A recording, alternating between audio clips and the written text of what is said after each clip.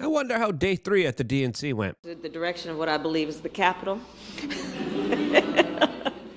Yeah, at least it's not boring, as of course Kamala Harris was missing last night from the proceedings, as she was probably practicing a lot for her big speech today that we're going to be covering live, by the way, with Roger Stone and Alex Jones later on today at 8 p.m. Eastern here on thebestpoliticalshow.com. As of course, yesterday we got very interesting comments from Oprah Winfrey herself, a eugenicist billionaire that took the stage and was the larger surprise guest, with Bill Clinton speaking right before Tim Walz, a guy who's been to China many times. As of course, she joined the stage with Stevie Wonder, Pete Buttigieg, and other very prominent and powerful Democrats, as of course Oprah Winfrey didn't hold back as she was talking about how she was on the receiving end of inequality, even though she's worth $2.7 billion. Now, if $2.7 billion doesn't prove your inequality, I don't know what does, because you're definitely not equal with everybody else. You're definitely not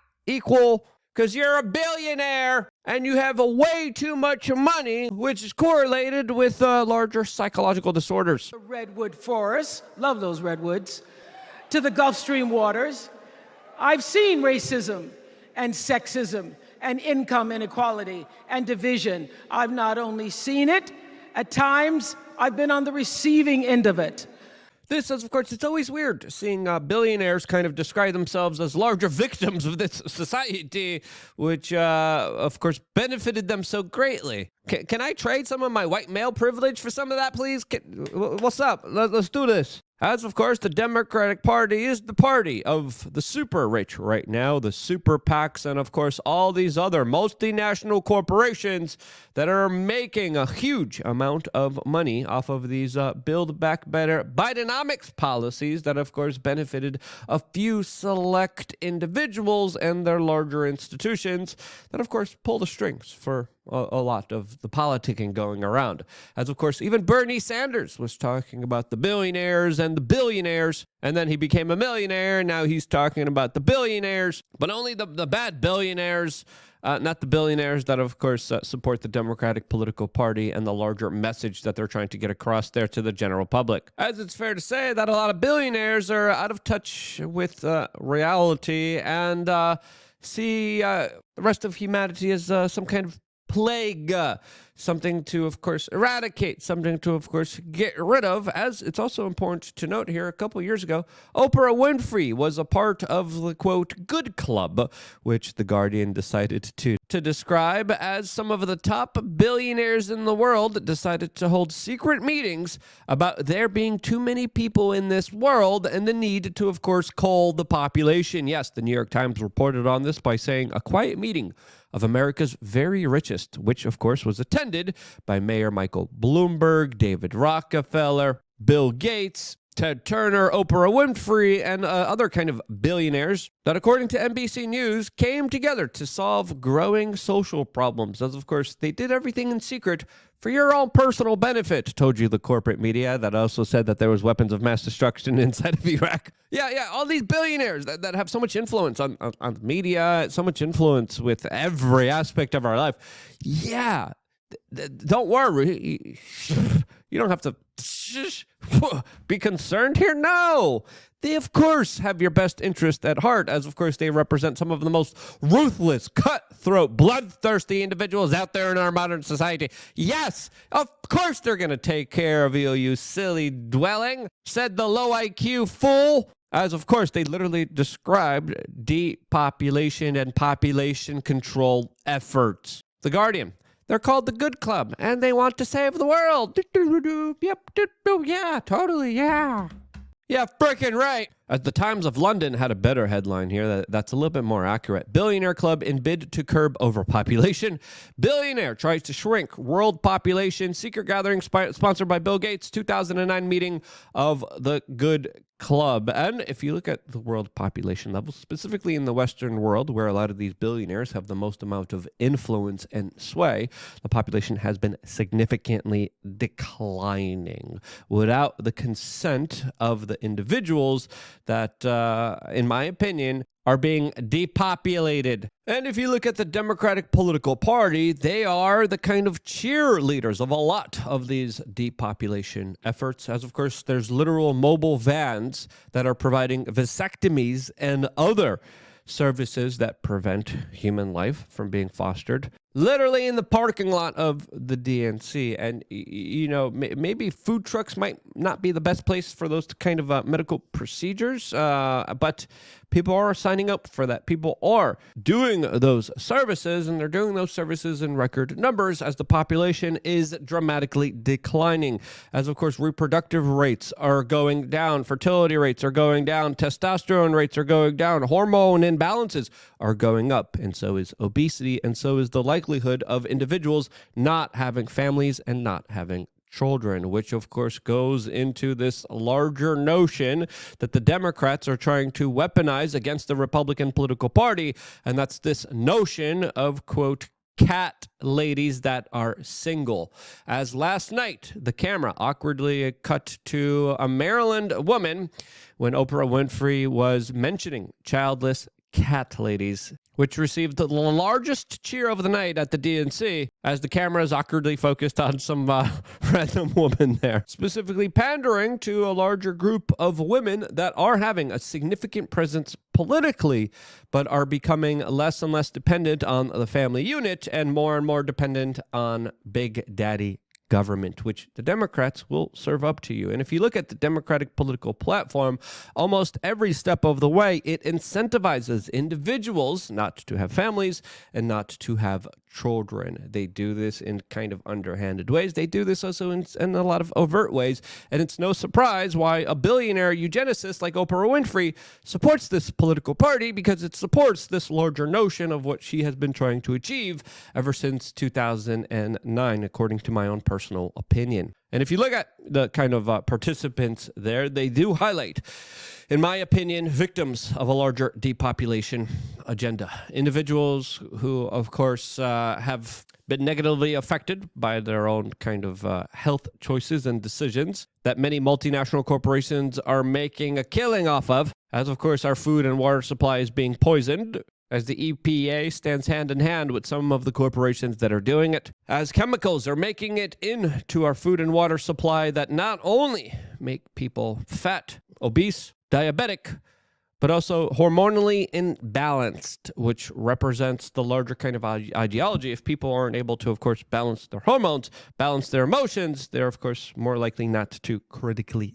think, not to be able to analyze and, of course, calmly look at information and then make the right decision for themselves. This, as CNN's Dana Bash even took it a little bit further by explaining that the Kamala Harris campaign is actually tailoring their message to appeal to low testosterone males. Yes, she actually said this unironically, as of course the low amounts of testosterone in males also equates them to be more likely to be liberal, more likely to like the same gender that they are, in more of a, physical kind of way, if you know what I mean. And it's also more likely and more linked to, of course, mental health problems and also physical health issues that, of course, are rapidly becoming more of real thing that is becoming more and more unavoidable, even though the national conversation about this issue hasn't really begun or started like it should, in my opinion. Trying to put forward male figures, Tim Walz being one of them, Doug Emhoff last night, who can speak to men out there who might not be the sort of testosterone-laden, toting kind of guy who wants to listen to Hulk Hogan and the kind of players that came out at the RNC, or might want to listen to that, but also, in addition, understand that it's okay in 2024 to be a man comfortable in his own skin who supports a woman. And that's something that they really are trying to work on with male voters beyond. As she should have just said it. She should have just said, soy boys. They're going after the soy boy vote, as, of course, soy boys are being produced in mass through our, of course, educational institutions and our food supply that is being detrimentally affected in so many severe ways. As, of course, it's fair to say that Oprah also has a lot of other skeletons in her closet, not just including her connections to, of course, Harvey Weinstein, that a lot of people extensively question, but also her past kind of friendship with Donald Trump that seemed to have been ended, as a lot of people are saying that she looks like a backstabber, like a betrayer. As, of course, Donald Trump and Oprah had many public appearances. They were friends before Donald Trump shared a letter that Oprah sent him last night on Truth Social. And she literally wrote, "Too bad we're not running for office. What a team," she said, writing to him. As, of course, the two have made many public appearances before and now are at odds with each other politically, with what looks like Oprah firing the first shots against Donald Trump, as Elon Musk took to Twitter to proclaim how times have changed. And they definitely did. As even Chris Cuomo was there at the DNC talking about the special interest groups, the lobbyists, that, of course, are playing a key central role in the DNC, highlighting specifically the larger amount of corruption and duplicitous talking points from the DNC that keeps talking about going after the big guys, as the big guys are literally in $500,000 suites watching above the DNC, the puppets that, of course, they finance and they buy off. The same puppets that are probably profiting off of the poisoning of our food and water supply and causing a larger depopulation agenda that we keep warning you about on LukeUnfiltered.com, as we're going to have another very special broadcast specifically today describing all of my personal habits and self-help routines that I'm personally involved in that I will be describing in today's LukeUnfiltered.com special broadcast just for members. As, of course, members also will get the ability to call into our live show and actually be able to ask whatever questions you want. Today, we're going to have a very special broadcast with Roger Stone and Alex Jones that are going to be live with us, highlighting the DNC. And, of course, the latest comments. That broadcast starts at 8 p.m. We probably will be taking callers at about 9:30 p.m. You could be that caller just by simply signing up to LukeUnfiltered.com and going into our Telegram group and letting me know that you want to call in. And, of course, first-time callers always get the priority, and we look forward to, of course, hearing from everyone that is a part of this independent media broadcast, as there's a lot of shakeups specifically happening in this particular political cycle.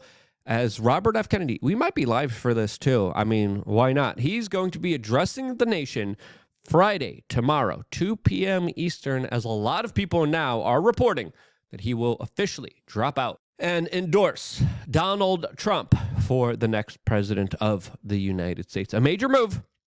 That would be a huge deal, not just because of the larger ramifications of it, not just because of the larger support that he would be sending to Donald Trump, but this would change the news cycle automatically. And instead of just talking about Kamala Harris and her performance and her DNC and her platform that we were still waiting to actually find out about what she's running on, but this would, of course, change that news cycle right away and focus on, hey, there's a coalition now forming of a lot of anti-establishment figures, including even Tulsi Gabbard, that allegedly is also now helping out Donald Trump, that are going to be working together, standing up against the corporatist eugenics larger establishment machine that the DNC represents. Now, will that be exactly what RFK announces? As, of course, he's going to be speaking in Arizona, where Donald Trump also will be. Well, who knows?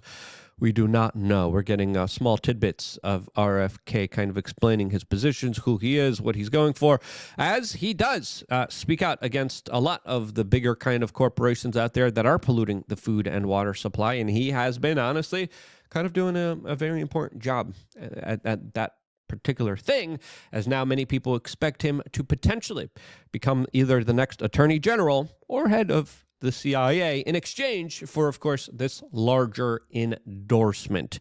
Now, will that exactly happen here? I don't know. As, of course, J.D. Vance is now coming out and saying that even if RFK endorses Trump, this does not confirm a cabinet position. But I think it's fair to say if RFK Jr. commits on his promise that he definitely will have some kind of prominent position within the Trump administration, as, of course, just a couple of days ago, we got a lot of surprising information from RFK's campaign describing how just absolutely underhanded and unfair the DNC was to him. This could be his kind of retaliation towards a lot of those kind of underhanded techniques that, of course, they've been implementing and using against him. But what do you think is going to happen here? Let me know down in the comment section below, as of course we return in just a few hours from now here on this YouTube channel for the live broadcast of the DNC with Roger Stone and Alex Jones. So stay tuned for that and a lot more, all here on thebestpoliticalshow.com. I wouldn't be here if it wasn't for you guys signing up to lookunfiltered.com, getting the behind-the-scenes access to everything that we're doing. And because you guys do that, this is why I love you guys. Stay tuned for more here on youtube.com/wearechange.